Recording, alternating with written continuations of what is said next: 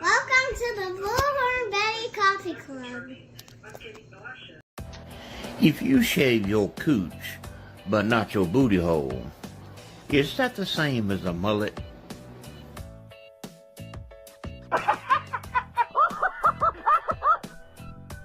My tongue out her ass and left. I'm on TV! Oh shit! First cops, now this? Oh.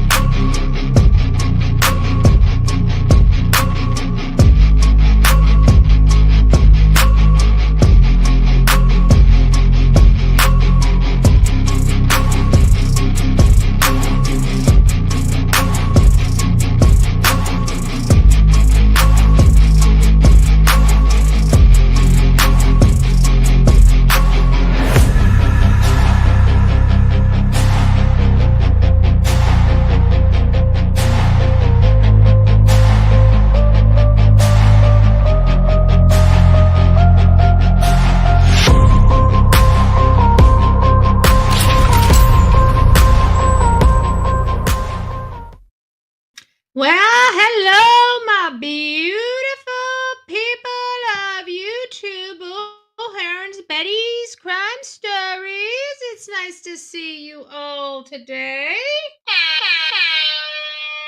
Got the buttons, gotta be pushing all the buttons.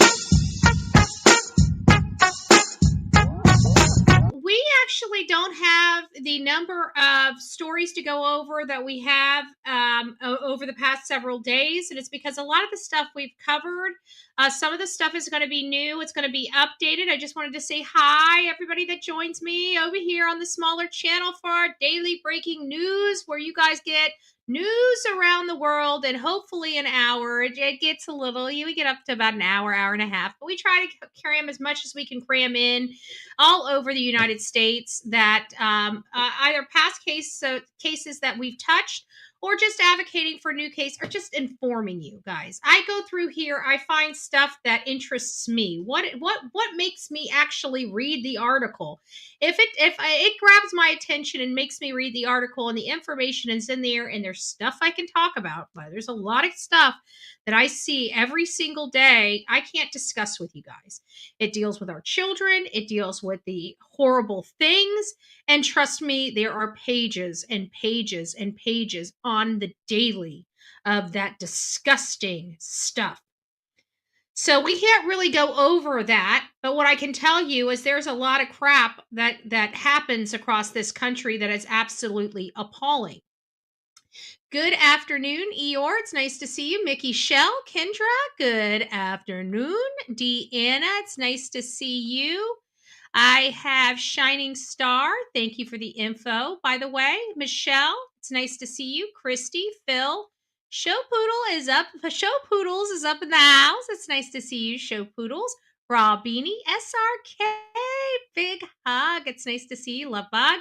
I hope you're doing well. Peggy, it's nice to see you. Cheyenne, good afternoon/morning, depending on where you're at. Brenda, it's nice to see you. Melanie, it's great to have you as always. Our beautiful BJ Boop is up in the house. Kendra and Groovy Gal, it's nice to see you.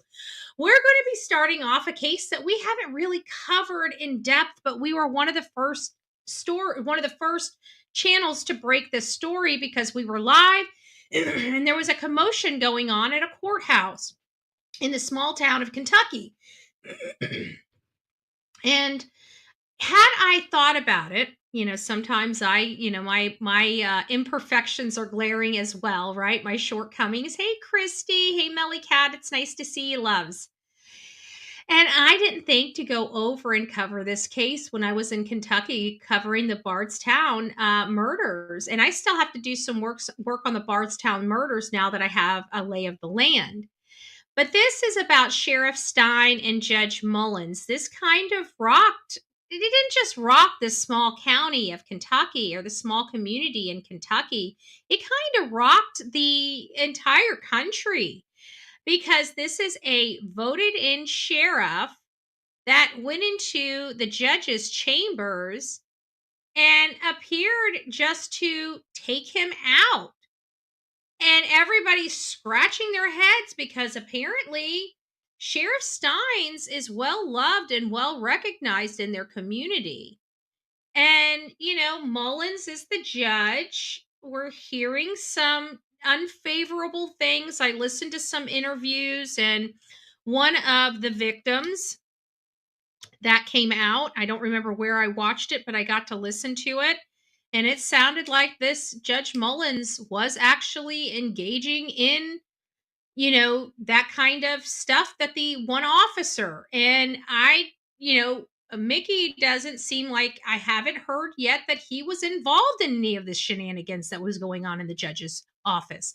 If you don't know what I'm talking about, well, there's a lot of history behind this case. Again, a small community, everybody knows everybody. Certainly the sheriff knows the judge.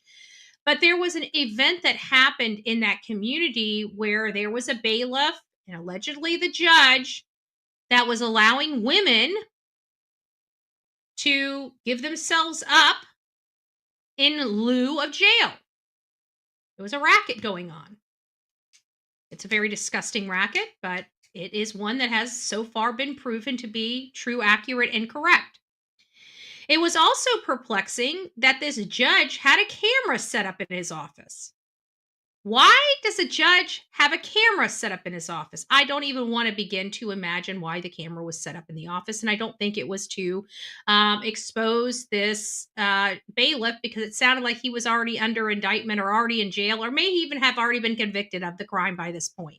So why was there still a video in his office? Did Judge Mullins even know it was there? Is he the one that installed it so he could, watch the show, so to speak?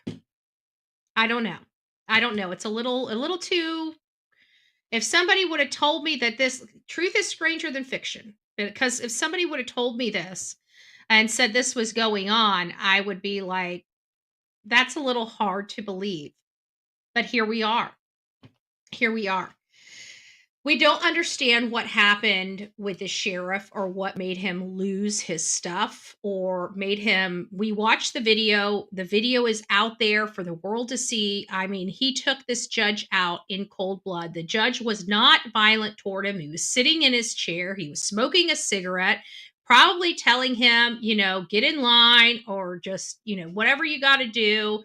It seemed like this. And I watched some of his behaviors even earlier that morning.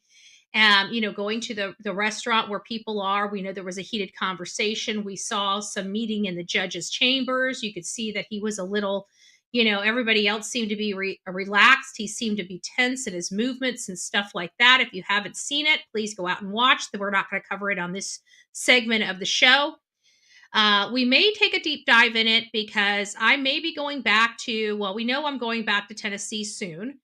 It's going to be April 2nd. I hate going out there because every time I got to go into town, it costs me an ungodly amount of money, car rentals, hotels, food, everything. Right. So if I'm going to go there and I have the time or I have the ability to squeeze in the time, I might go over to Kentucky and run a story on this case. I'm not sure yet. I'll be close to be able to doing that. So, but why is this coming up for our breaking news? We already know that this case has happened. It's because what we didn't realize is maybe he was having truly a mental break. He said some things inside the judge's chamber before he pulled out his gun and fired it. Not only fired it, he made sure this judge was gone. Off, he knew what he was doing. I'm sorry. He knew what he was doing. He did it. He opened up the door and he put his gun down so they would not, shoot him. And we needed to know why. He did appear to be rattled earlier in the day. He did appear to be um I just don't know of any sheriff that's going to take out a judge. And you could hear him just telling his guys, please be fair with me, please be fair with me, when they were arresting him. And now they're actually looking into evaluating him for the insanity defense. I don't, unless he's truly insane, I will tell you, or they can prove that he was temporarily insane at the time, that there was some type of trigger, then yeah, it is possible, even temporarily, it is possible. He was under a lot of stress. It was my understanding he had just came from a deposition. Things were squeezing in on him on something he had nothing to do with, from where I sit so far. Now that may change. We don't have the full story yet on why the sheriff gunned down the judge in his chambers. We don't know. But we know something happened, and if this man has been the sheriff there for some time, I heard he was the sheriff before. He was just voted in as sheriff recently. Like, the community loved this man. What would make this man flip the script and go postal? I don't know. Is it possible that there's an insanity defense here for Mickey Stein's? I don't know. I don't know. But we are going to find out. This case is perplexing because I feel like there's more to the story we don't understand.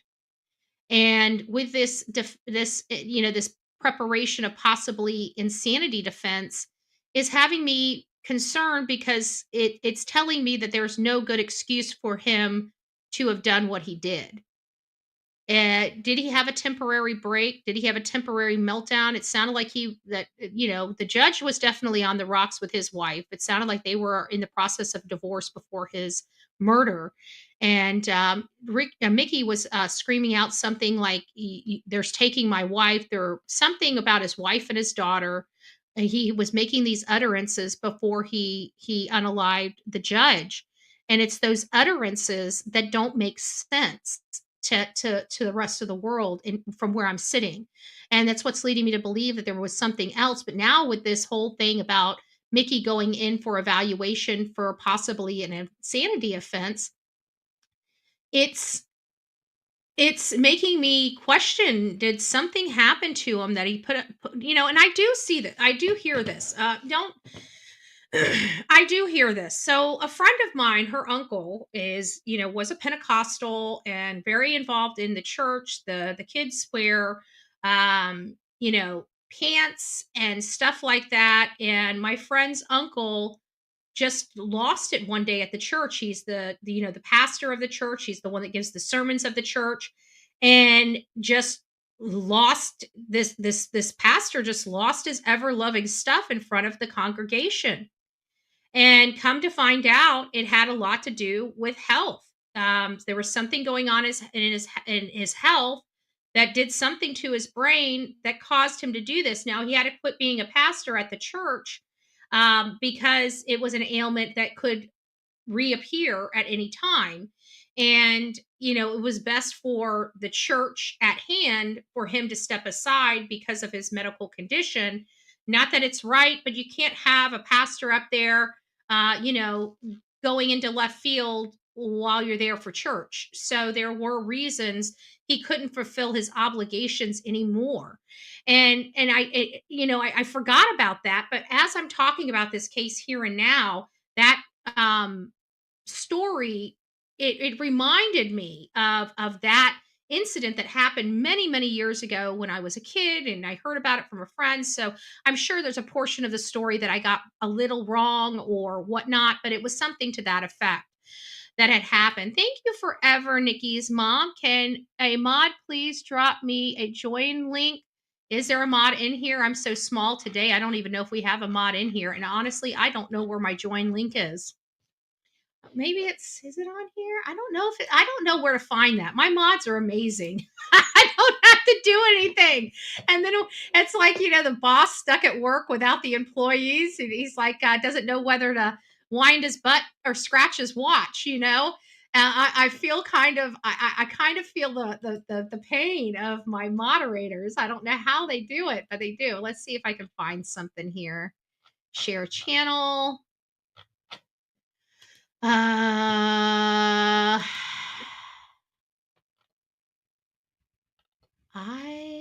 don't know. Maybe in my settings? No. How the heck do you find it on the regular channel? I don't know. Oh, thank you to our members. Join. Okay, hold on. I got a join button here. Let me see if I can. Let me see if I can do this. Can I share? No, hold on. I'm trying, guys. Bear with me. Bear with me. Let me see what I can do. Copy link.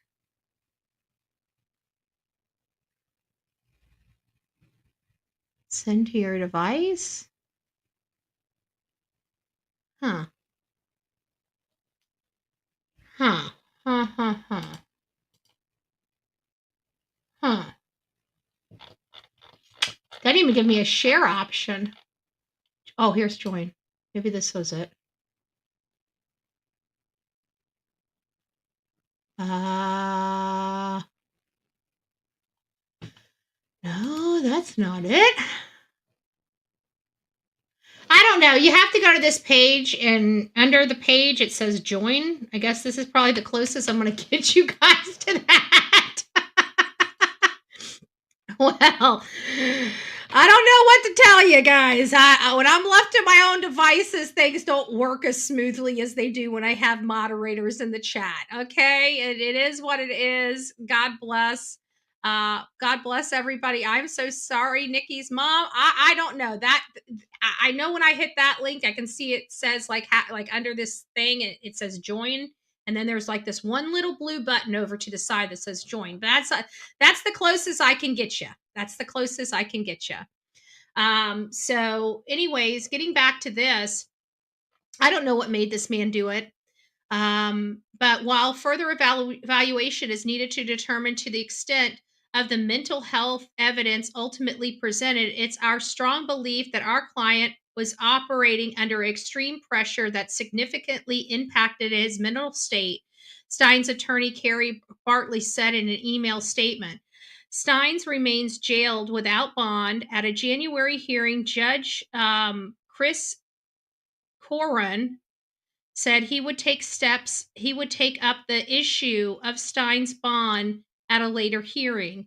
He has pleaded not guilty to one count of murder of a public official and resigned days after the shooting. So he's no longer the sheriff, obviously. He can't perform his duties. They're down a district judge as well because he shot the judge. I mean, this sounds like an old country song, you know? And we just need to find out why, because for all intents and purposes, this man appeared to be friends. They all appeared to be friends together at least one point in time. So what truly happened? I don't know. I don't know. But we are going to look at it. Hopefully, we will find some information soon about what happened between Sheriff Steins and Judge Mullins. But until more information is revealed, it just looks like a sheriff executed a judge in cold blood. That's what it appears to all of us. And quite frankly, for me, I feel like there's more here we need to find. Not that it's going to excuse his behavior or get him out of what he did. He took a life, and that life didn't appear to be threatening his life. And that's when you take somebody out, is when you're in fear of your own life. That judge, I'm sorry, you just can't go around having, court issues and unaliving people because you don't feel like going to court, or court makes you look bad or something like that. There has to be more. This person has to be threatening them. They have to feel in fear for their life to take another life. That is the standard in this country. That is the standard in this country. All right, guys. So we've been covering the case that has been very, very, very bizarre right here in my backyard. Florida's been hitting a lot of the Bullhorn Betty show here over the last week and a half. We even had my own county with a violent crime that was committed here. Not that I'm immune. No community is immune from violence. Okay, and that's what I try to express to my audience and why we're doing this. I didn't have time to do these breaking news cases on the main channel, so I figured this is a great utilization of the second channel for the time being. I want this channel to be for more the other crime stories that we're not covering as a main subject matter. So these are follow-up cases. These are other breaking news that are going on in the news abroad. Now, we've been covering the case of this salacious case of a 35 plus year old man that met a young girl on a social media app. He went to her house and picked her up. Come to find out, she's a young mother, has an 11-month-old child. Both of her parents are deceased, and it was her grandmother taking care of her. She has mental abuse, substance abuse issues, as well as mental disabilities. She has mental illness of some sort. They didn't elaborate on what it was. It could be bipolar. It could be something more significant. We don't know. But she ended up going home that night. Nothing to see over here. And then she willingly went back to that house. But these people started accusing her of stealing jewelry or taking jewelry, or there was jewelry missing, and decided to torture her to death. She was 16 years old, and they allegedly took her apart and put her in a dumpster. Law enforcement was going to start major searches at the landfill in an effort to find her. And then some news that came out that put that's not going to happen. That's not going to happen. So the dumpster that she was in, they have let me just go back just a little bit to give you guys a little history of landfills and stuff like that. They have amazing logistics. Okay. What does that mean? That means that they can take your trash can from in front of your house and they can take it out to the landfill and dump it. And they can know, now they can't find it in the huge stack, but they can know which huge stack came from your neighborhood. And they can tell law enforcement about where in that stack your garbage is. That's how wonderful their logistics are in the majority of our landfills. Amazing logistics. Amazing logistics. So I'm sure that they reached out to the landfill to ask, to find out what is the possibility of them being able to find her? Where is the stack that came from that dumpster? What's going on? And they found some horrible news, and that horrible news is that particular dumpster made it to the incinerator. That means she's been most likely burned. She's ashes. So I thought that this was definitely something everybody would like to know, because I know you guys want updates and they're going to want to find her because this is part of the case. But they know what dumpster she's in. I'm sure they've got a lot of forensics out of that dumpster because those dumpsters just don't get cleaned. So they've got to have some forensics coming out of that. St. Pete police learned Wednesday that the contents of the dumpster where Miranda Corsetti's remains were left went to the Hillsborough Waste Energy Plant and likely have been burned. The remains, excuse me, my mouse isn't working really well for me today. The remains of a Gulfport teen who was killed and dismembered last month wound up at Hillsborough County's incinerator facility and likely have been burned, police said Wednesday. St. Pete police knew Miranda Corsetti's killer left her dismembered body in a Ruskin dumpster last month, but until Wednesday, investigators knew only that the dumpster's contents were taken either to the county landfill or its waste to energy facility. Police spokesperson said Wednesday the investigation received information that the contents of the dumpster were taken to the resource recovery facility on Falkenberg Road in Tampa. At that location, trash is burned to make steam that it turns the blades of the turbine to produce electricity. So they turned her into electricity. Not that it, not like that. I think there is a silver lining. She was able to help somebody else, but definitely detrimental to the case at hand. So I don't anticipate that they're going to ever, and just so sad that a 16-year-old girl can literally be wiped off the face of the earth. It's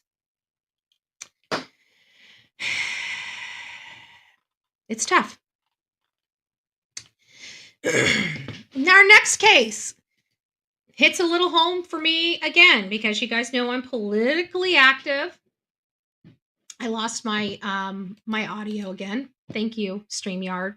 I hate StreamYard. I hate StreamYard. I hate StreamYard. I hate StreamYard. I hate StreamYard. I hate StreamYard. I hate StreamYard. I'm hoping that my transcription gets to StreamYard so they know how much I hate StreamYard. This mega pastor,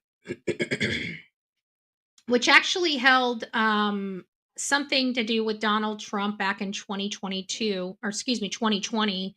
I think he did like an event for him or something like that. Well, this mega pastor, or whatever they call him, what do they call him? Mega church. A mega church pastor is now charged for a 1982 assault on a 12-year-old girl. And it's finally he was arrested. He stepped down as the pastor, and he is now going to go through this court hearing.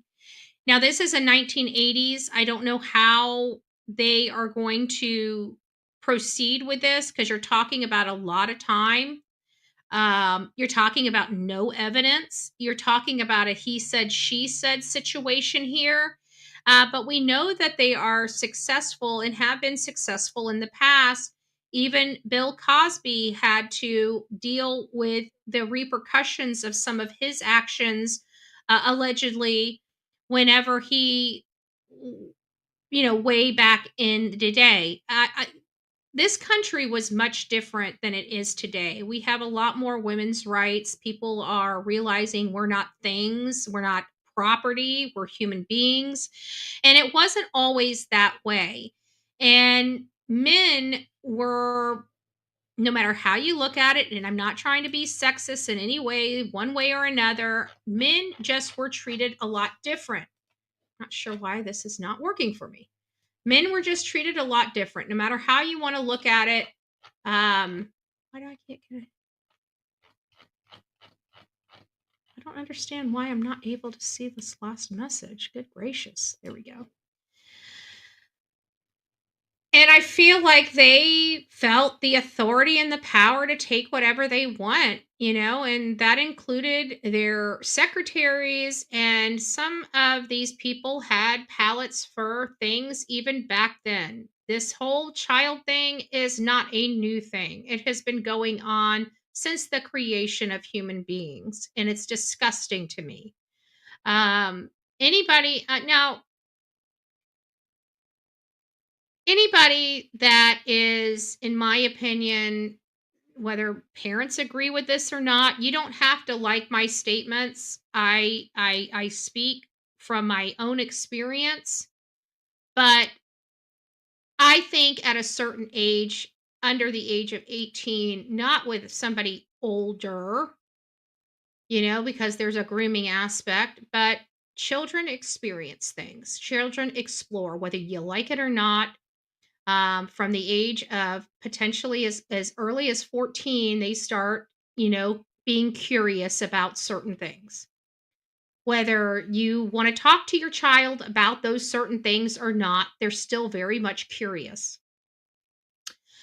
The conversation about the birds and the bees and the leaves and the trees, those things, parents don't really have an open conversation or dialogue with their children. I think that is because it's kind of a taboo conversation. You don't want your children doing it until they're adults.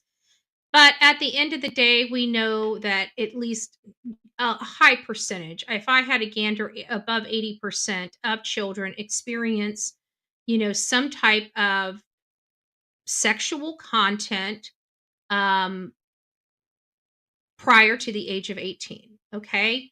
Those, I don't know the true statistics, but I know that they have to be somewhere up there. I would so much rather you guys having the conversation with your children than them going online and meeting a predator.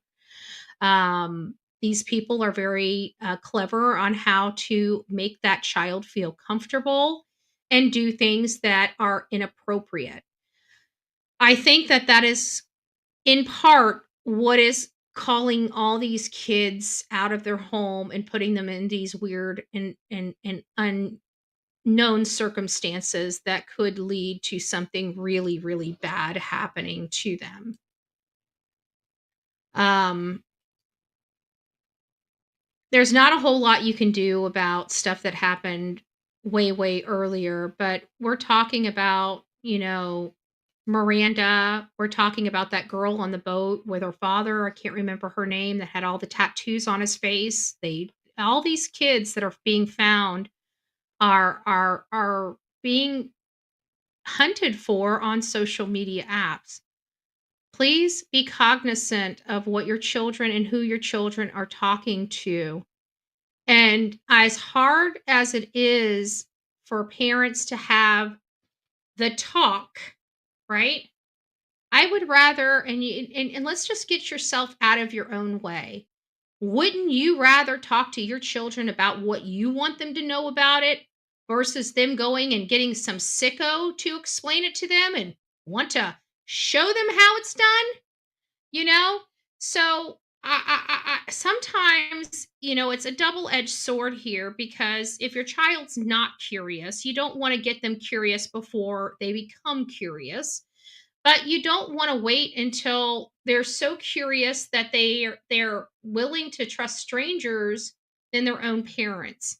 And I feel like that might be going on a little bit. I'm not saying that that's the result of all of these things. And another thing that I think parents need to do is, are you in a relationship where somebody treats you like crap in front of your kid? Because that's teaching your child that's how people are treated. So if you don't want your child to learn those bad behaviors, don't put those bad behaviors in front of your children. Just my opinion.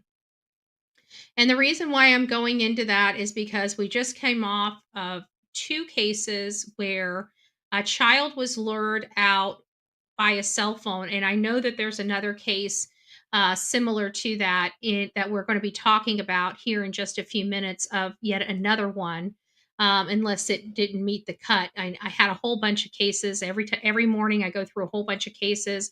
I pick the ones the highlight, the very top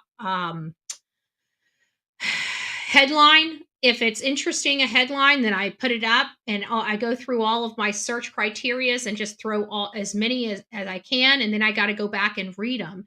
And the ones that I know that are too sensitive of topics, I delete those. The ones that are half stories and I don't have time to dive into the whole story, I delete those.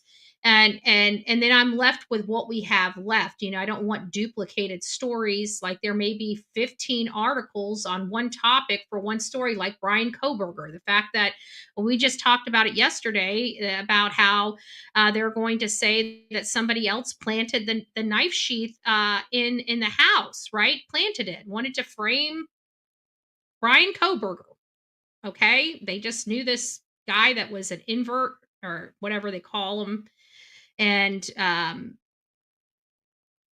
whatever. Well, it's still going on. Like we have 15 million articles this morning about how the defense team is saying a third party planted evidence. So we don't need to go through every single article that has the same exact information, but we try to get as much information as possible. And we've been keeping you guys up to date on Konaki's that's the Sudiksha, and I feel like I'm always saying her name wrong, but I like that. I noticed that a lot of news organizations are now calling her Kunaki. It's a little bit easier for to remember for us, and I think that's the reason why.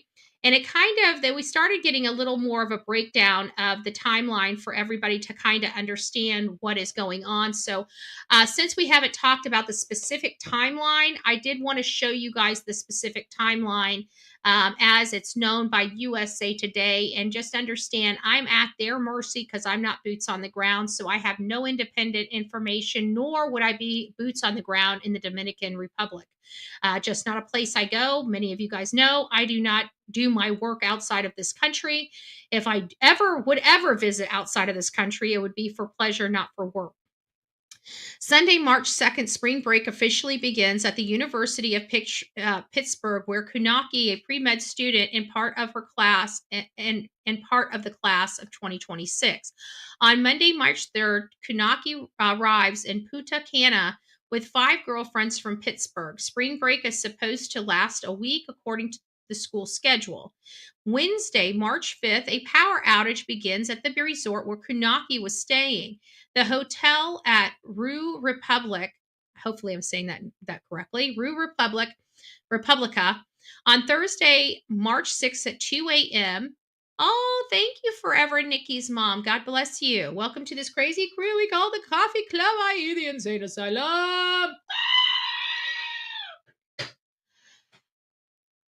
So around 2 a.m., power is fully restored at the hotel. Cameras capture several images of Kunaki around the hotel with other young guests. So we've seen those. On Thursday, March 6th at 3 a.m., surveillance footage shows Kunaki and a group of other tourists, 5 women and 2 men, drinking in the resort lobby.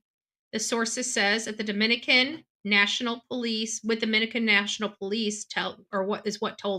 they told CNN.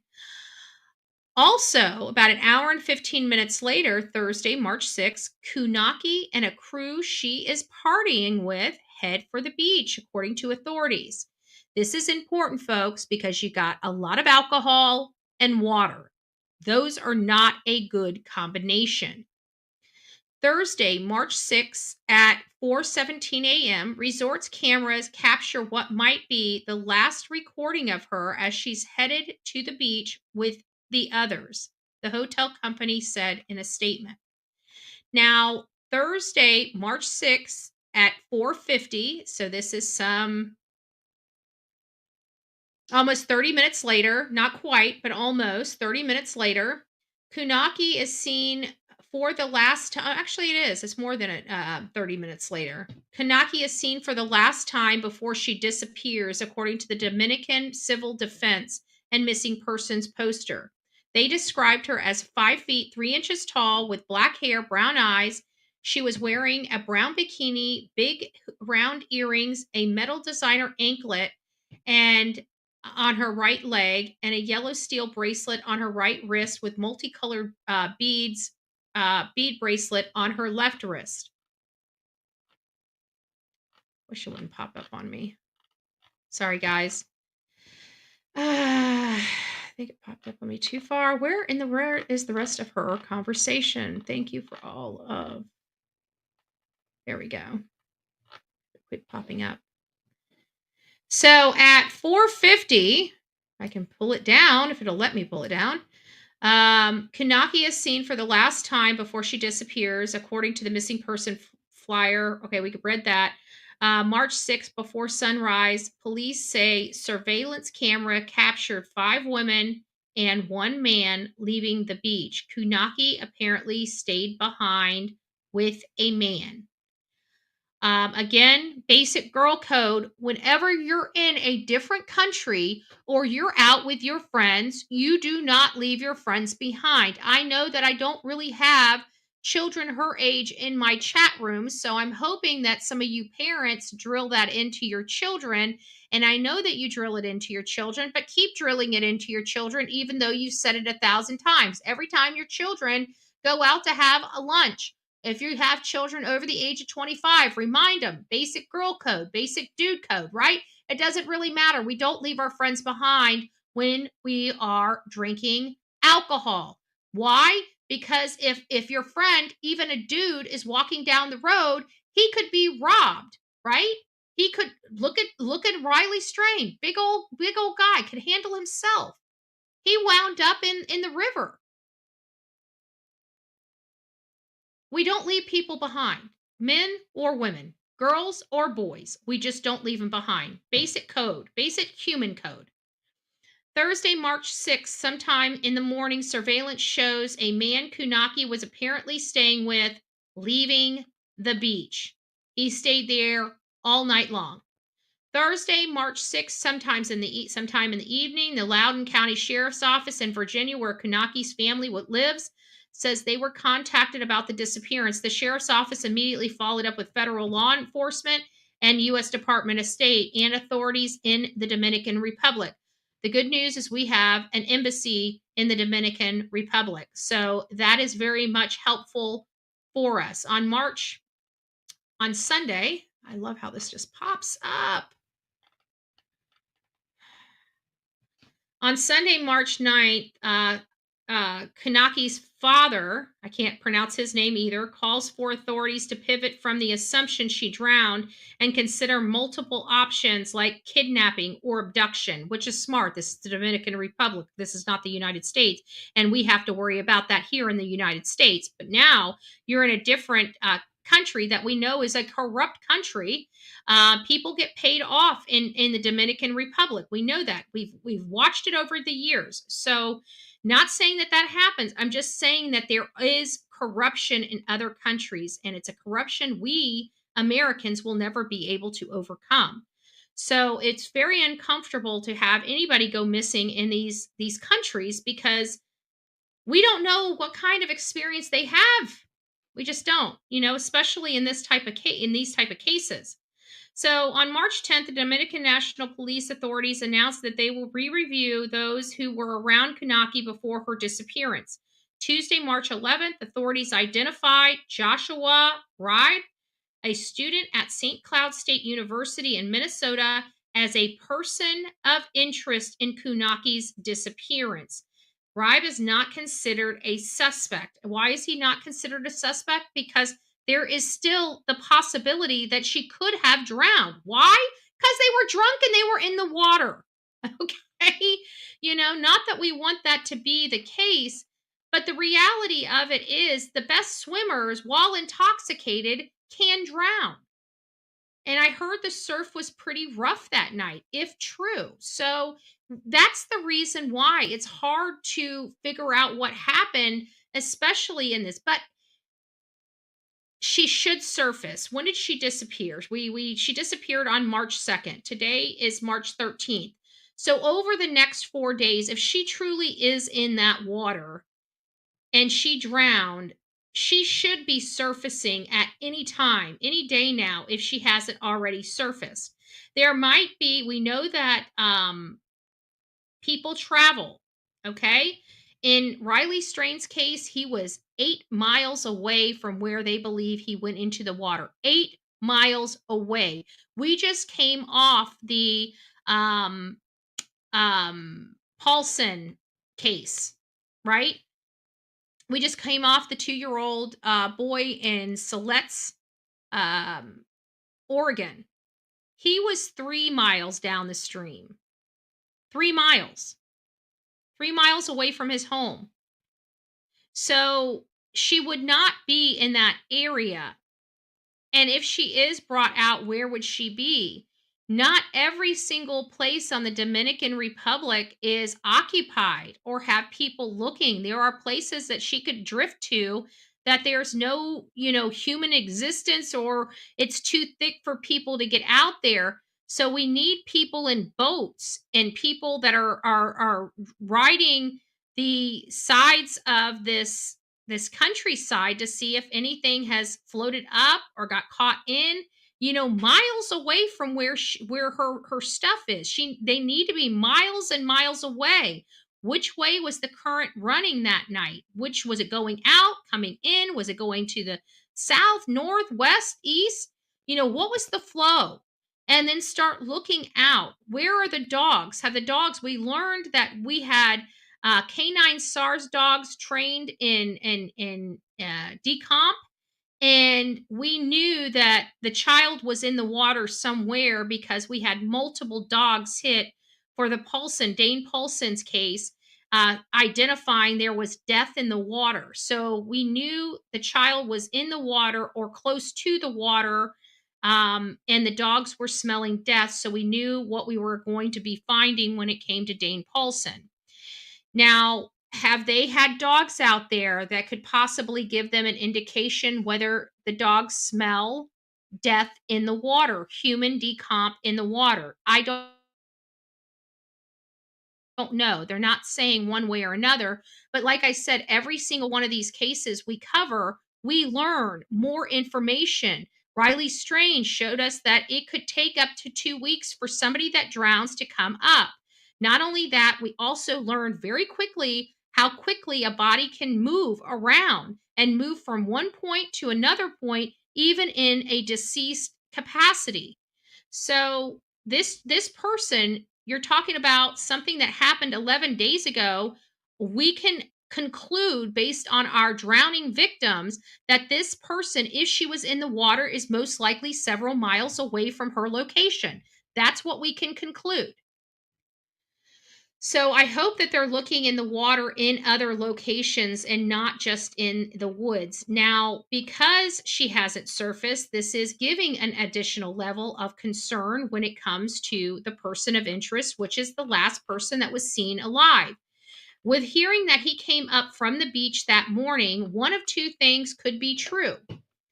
It could be that he was busy covering up his dirty deeds, or he truly was getting sick from all of the alcohol they were drinking and came up on the beach and wasn't thinking clearly and left her out there. Maybe she was drunk too, maybe she was doing swirlies in the water. We don't know.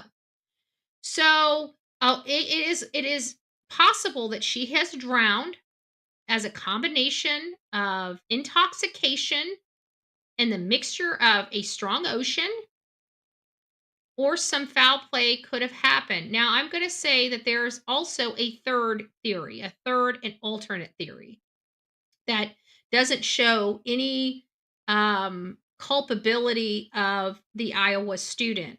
And that's and doesn't require her drowning. What if after he passed out, she went up and passed out next to him, or went back to her Chase Lounge and passed out? There is that possibility that somebody just came up while she was sleeping and snatched her. This is the Dominican Republic. It does happen. And she could be alive, and she could be in the T's of overseas. And you know what the T's are, the trafficking of the overseas. So we have traffic in those areas. They're highly trafficked. So could this be a situation for her? She was beautiful. And she was young. But I can't get a gauge on this. I'll be honest with you. Usually I start developing theories, and I have developed theories, but none that I can corroborate, none that I can hold water to. So we're just going to explain all of the possibilities and not be so strong on one or the other until new or more information comes out. We don't know where she's at. Plain and simple. I look at this kid. He to me, he looks like he was a bully back in the days, right? Might have got his stuff together. Kind of a husky guy. He's a an awarded wrestler, so he's very strong. Could they have roughhoused and he hurt her? Could have he wanted something and she didn't really want it, so he kind of forced it upon her, and after everything was said and done, he realized that she was She drowned during the process. There's a lot of things that could be said, but none of them really hold water. None of them are corroborated. We could get very, very creative in our brains of what happened, but we just don't know. So I thought I'd give you guys all that information. We also know that the boy she was with is a person of interest, and they don't really have much more than that. Let me see this. I think we got this up. Hold on. Let me pause this. We're here. We can watch this. This is a good video that we can watch. This will help you guys understand the case a little bit more. Give me just a second. Let me put this down and put it back up. I'm pretty sure I lost my audio because we're on StreamYard and they need an audio engineer for but they're too cheap. That's what I'm going to say. StreamYard's too cheap to pay what they need to have the right type of stuff going on, while they're nickeling and diming the public to death for this shitty service. All right, guys, here it is. Let's listen to what we can find out. Here's the images that you guys will want to see. I'm going to go ahead and make this to cover the whole screen so you guys can see the images a little better. So you're going to hear me, but you're not going to see me. One moment, Sudiksha Konanki was walking with friends, and the next, she was gone. That's Konanki. Tonight, the Dominican Republic's National Police confirmed this surveillance video shows Konanki just before she disappeared last Thursday. The University of Pittsburgh student was staying at this Punta Cana resort when she was part of a group that headed toward the beachfront around 4:15 a.m. Investigators say the 20-year-old's friends returned to their resort around 40 minutes later, but Konanki stayed behind with at least one other person. Her friends then spent the day on an excursion. Roughly 12 hours went by before they realized she was missing and told the hotel.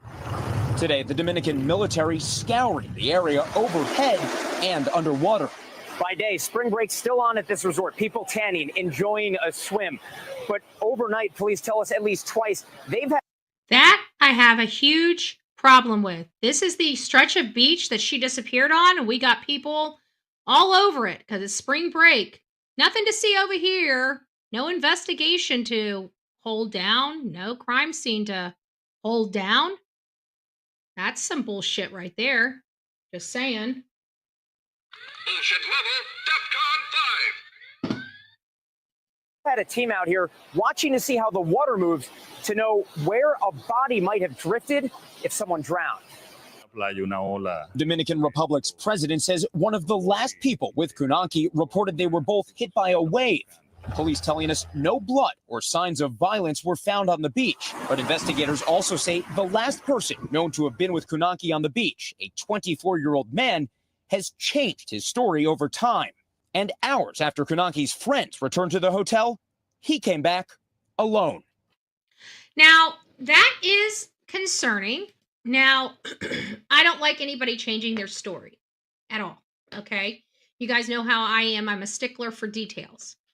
But in this situation, it's kind of hard to tell because we know that they were heavily intoxicated. And my point is if this was a wave, you guys see how big this dude is. If it knocked his butt down, who's to say he didn't realize that it knocked her down and sucked her out while he was going on the beach? Because he was drunk, allegedly. But I have to say he had to have been some type of way because the bar said that they were all down there drinking. He's 20, not 24. Okay, thank you. So this boy is big. He's husky. He's muscular. He's a wrestling champion for his high school. And if a wave's knocking him down, what is it doing to her? She's much smaller. She's at least 6 inches shorter than him. 4 to 6 inches shorter than him from what I'm looking at here. They're all huggy because they're all intoxicated. There's a good height difference. So it looks like she's almost, I'd say about 6 inches, 4 to 6 inches. So, if it's knocking him over, would it knock her over? But the changing of the story Is that because he was in a drunken haze? We've all had anybody that's had or consumed alcohol in their life most likely have had blackouts. If you're more of a high school, college kid, you probably have more. If you're drinking with friends and partying, you probably have more frequent blackouts than, you know, just people that occasionally have a little too much to drink. Um, he looks like he wouldn't have problem pulling back some drinks. Just, observation. He looks like a normal kid. And normal kids, when they have a little bit of freedom, they take the freedoms that they have liberally. Just saying, it's kids, okay? It's teenagers. A lot of our young adults run off to universities to have the university experience. Some of them go go hundreds to thousands of miles away to be away from mommy and daddy so they can really enjoy that university experience. Okay? I got a younger sister. I know all about the terminology because that's what she wanted. She wanted the university experience because my mom was like, "Well, you can stay here and just commute over. It's not that far." "No, mom, I want the university experience." She was saying, "No, mom, I want my own independence." That's what she was saying. So I don't know what is going to go on with this case. I really don't. Um, but hopefully we find something about it very, very soon. I've got a few other things I'm not going to go over right yet. Um, see if there's anything else that I have to show you guys today before we close out. I think I'm going to be ready to close out after that one. I think all of these can wait until later. No, I want to talk about another one. I want to talk about another one. Give me just a second. I think it's a glitch because I've been dealing with this thing on StreamYard, and I've never seen it where every time I go to a channel, it has 3 or 4 share tabs at the top. So I think there's a glitch going on. So this is a story that was on my local news today, as well as you guys see you guys are probably asking, "Hey, Betty, this is a car wreck. We don't do car wrecks on true crime." You're right, but this one was ultra, ultra, ultra disturbing. Somebody lost their life in this car wreck. And somebody, like the driver, is in stable condition. The passenger of this car lost their life. This was a road rage accident, an intentional rage accident. So the person that put this car into that pole, killing someone, thought that this was their ex-girlfriend's car and decided to run their ex-girlfriend off the road. Well, come to find out, it wasn't the ex-girlfriend. This person unalived intentionally an innocent person that they had never met before in their life, killing them because he wanted to run his girlfriend off the road. Allegedly, he wanted to kill his own girlfriend or ex-girlfriend, however you want to speak about that. So I wanted to read this with you. We can only read just a little bit because I'm not a subscriber of Tampa Bay Times. Tampa Bay Times is a failing, news organization, and it's probably because of this that you see on my screen right here. In this day and age, people are not going to be paying for subscriptions to read. If you're going to put it out to the public, like I can literally cut and paste this and get this right here off of another article. I choose not to because I wasn't going to spend a whole lot of time on here. But a man previously arrested in connection with a fatal crash in St. Petersburg last weekend is now facing murder charges and attempted murder charges after police say he intentionally forced another car off the road, thinking his ex-girlfriend was inside. Killed people because he wanted to hurt his ex-girlfriend. So, I think that's it that I have. That's the only one because I want you guys to be careful. And let me just make sure I don't have anything else that can wait until later. Oh, and here's our last story. Here's our last story for the day before we close out. I'm trying to keep it right at 1 hour, so we're not going over that because I'm trying to make this a lunch hour type of situation for all of you, so we can get everything like news around the country in an hour. Right? That's what my goal is for this segment. We may add new segments to this channel, but this is the segment that I have decided this was the best for. Thanks, fan lady. God bless you. Oh, I see a few people. Good gracious, I can't speak today. Thank you so much. I see a few people are up here in the chat, and I missed just about everyone. Thank you, Forever Nikki's mom. She wanted to know. It looks like she got it. Welcome to this crazy crew we call the Coffee Club, i.e. the Insane Asylum. We have our beautiful Sorta Morta. Welcome to this Insane Asylum. And I forgot to call out our friend Gypsy this morning. She gifted 5 Bullhorn Betty memberships on the main channel, and I forgot to tell her thank you. I forgot to welcome the 5 members to the coffee club. So I'm sure it's falling on deaf ears on the little channel here. But at the end of the day, we want to make sure that we give them kudos and welcome them to the family. All the family, we're here. We got 2 channels running. We've got more than 2 channels running. I'm also running my main channel on TikTok as well, which I dropped down a video as well. This is pretty interesting because we've been covering a lot of true crime here lately related to runaways or people that have disappeared. This is one that I did not cover, but I thought this was pretty interesting. A woman disappeared 6 months ago and gives birth to her new child on a New York City subway. This here tells me she was running from something. And to hear that 6 months ago she ran away and she's having a baby, I feel like she was trying to save her baby. I don't know why I feel that way with this case, but I can't figure out any reason why a mom that's pregnant, obviously 3 months pregnant, would run away. And then lo and behold, she winds up on a New York City bus and is giving birth. So I feel like it's one of 2 things. She was either running from somebody or she has major mental illness and wasn't aware of what was going on with her or what she was doing, which it's hard for me to believe, but